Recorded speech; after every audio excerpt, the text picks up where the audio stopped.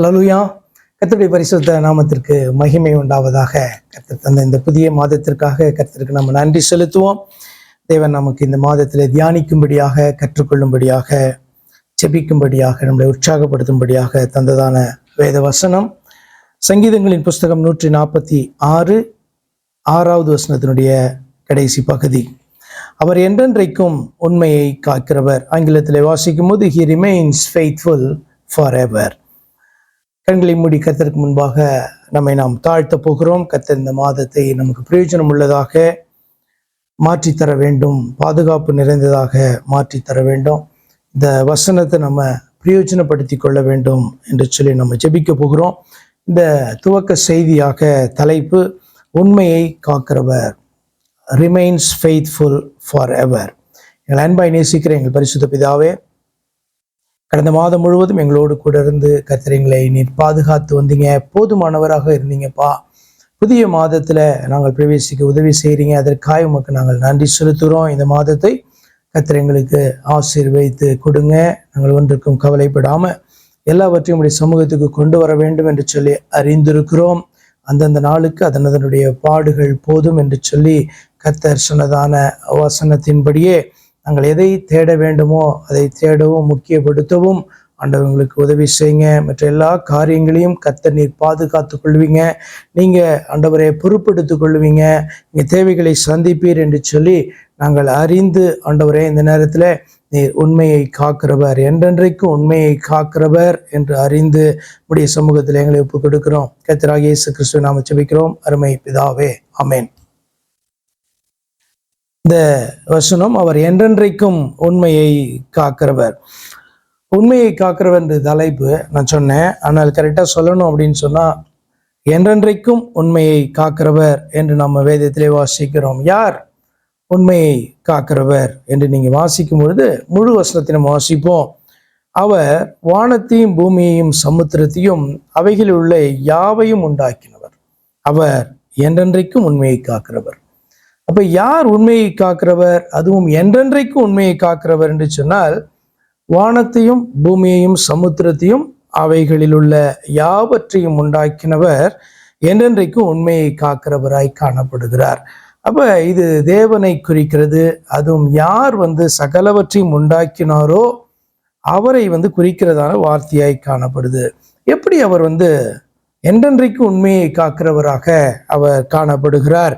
ஏன்னா ஒரு மனுஷனை எடுத்துக்கொண்டா அவன் உண்மை உள்ளவனாக காணப்படுறான், எல்லாவற்றிலும் உண்மை உள்ளவனாக காணப்படுறான் என்கிற சாட்சியை பெற முடியும். ஆனால் என்றென்றைக்கும் உண்மையை காக்கிறவர் என்று சொல்லும்போது இந்த வசனத்திலே அதனுடைய ரகசியத்தை நம்ம அறிந்திருக்கிறோம்.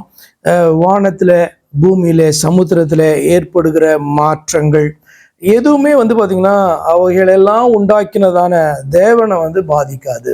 அவர் சொன்ன வார்த்தைகளை, அவர் செய்ய நினைத்ததை அவைகள் பாதிக்காது. அதனாலதான் பார்த்தீங்கன்னா அந்த வார்த்தை சொல்லுது, அவர் வானத்தையும் பூமியையும் சமுத்திரத்தையும் அதில் உள்ள யாவையும் உண்டாக்கினார் என்று சொல்லிவிட்டு அவர் என்றென்றைக்கும் உண்மையை காக்கிறவர். அப்ப அவர் பொய் சொல்ல வேண்டிய அவசியம் இல்லை, அல்லது சொன்னதை செய்யாதிருக்கும்படியான சூழ்நிலை அவருக்கு வர வேண்டியதான அவசியமே கிடையாது. ஏனென்று சொன்னால் எல்லாவற்றின் மேல அதிகாரம் உள்ளவராக, எல்லாவற்றையும் உண்டாக்கினதான தேவனாக அவர் காணப்படுகிறார் என்று சொல்லிவிட்டு இந்த சத்தியத்தை, அவரை குறித்தான இந்த சத்தியத்தை பார்த்தீங்கன்னா இந்த வசனத்துல நம்ம வாசிக்கிறோம். ஏசாயா 42:8 எப்படி வாசிக்கிறோம்? அவர் சொல்றாரு, நான் கர்த்தர், இது என் நாமம், என் மகிமை வேறொருவனுக்கும் என் துதியை விக்கிரகங்களுக்கும் கொடேன் என்று சொல்லி இந்த வசனத்தை வாசிக்கும் போதே நமக்கு இன்ட்ரெஸ்டிங்கா இருக்கும். என்ன அப்படின்னு சொன்னா, கர்த்தர் தம்முடைய நாமத்தை, தம்முடைய மகிமையை வேறு ஒருவனுக்கோ வேற எதுவுமே அவர் கொடுக்காததான தேவனாய் காணப்படுகிறார். வேற எது அதை எடுத்துக்கிட்டாலும், ஒரு மனுஷன் எடுத்துக்கிட்டாலும், அல்லது ஒரு மனுஷன் இந்த வானத்தையும் பூமியும் சமுத்திரத்தையும் உள்ள எல்லாவற்றையும் உண்டாக்கின கர்த்தருக்கு சமமாக வேற எதை அவன் தெய்வம் என்று எண்ணினாலும் பார்த்தீங்கன்னா அவன் தேவனுடைய மகிமையை எடுத்து அதற்கு அவன் செலுத்துகிறான் என்று சொல்லி அர்த்தம். தேவன் அதை ஒருபோதும் பார்த்தீங்கன்னா கொடுக்கிறவர் அல்ல, அப்படி செய்கிறவர்களை அவர் சும்மா விடுவதும் இல்லை. அப்ப நம்ம என்னதான் இதுல இருந்து கற்றுக்கொள்ளுகிறோம் என்று சொன்னால், அவர் லார்ட் இஸ் ட்ரஸ்ட்வர்தி. நம்முடைய தேவன் ஆகிய கர்த்தர் அவர் நம்ப தகுந்தவர் என்கிற காரியத்தை நம்ம கற்றுக்கொள்ளுகிறோம். என்றென்றைக்கும் உண்மையை காக்கிறவர் சொன்னால் அவர் நமக்கு சொன்னதானே, அவர் நமக்கு வாக்குத்தத்தம் பண்ணினதானே, நம்ம நம்பை செய்ததான அந்த காரியத்தை நம்முடைய வாழ்க்கையில செய்து முடிக்க வல்லமை உள்ளவராய் காணப்படுகிறார். ஏனென்று சொன்னால் சகலவற்றையும் உண்டாக்கி அதன் மேல அதிகாரம் உள்ளவராக அவர் காணப்படுகிறார். ஆனபடினாலே அவரை நம்புவோம். இந்த மாதத்துல கர்த்தர் நமக்கு என்னெல்லாம் செய்ய நினைத்திருக்கிறாரோ அந்த நன்மையானவைகள் எல்லாம் கர்த்தர் நமக்கு செய்து முடிக்கும்படியாய் அவருடைய சமூகத்துல நம்மை நாம் தாழ்த்துவோம்.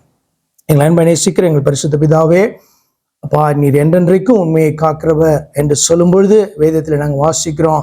அதற்கு ஒரு காரணம் உண்டு. நீர் மாறாதவர். ஆண்டவரே, நீர் சகலவற்றையும் உண்டாக்கினவர்.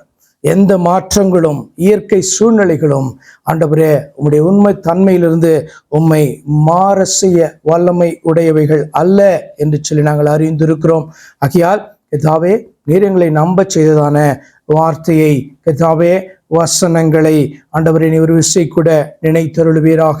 உடைய பிள்ளைகளுடைய வாழ்க்கையில ஆண்டவரே ஸ்தோத்திரம் கர்த்தாவே, எவைகளுக்கெல்லாம் நம்பி இருக்கிறார்களோ, வேத வசனத்தின்படி நம்பி இருக்கிறார்களோ அந்த காரியத்தை அவருடைய வாழ்க்கையில செய்து ஆண்டவரே நீர் என்றென்றைக்கும் உண்மையை காக்கிற தேவன் என்பதை அவர்கள் இந்த மாதத்தில் ருசித்து பார்க்க கர்த்ததாமே கிருபை செய்வீராக. கர்த்தராகிய இயேசு கிறிஸ்துவின் நாமத்தில் ஜெபிக்கிறேன் அருமை பிதாவே, ஆமென். கர்த்ததாமே உங்கள் ஒவ்வொருவரையும் ஆசீர்வதிப்பாராக. ஆமென்.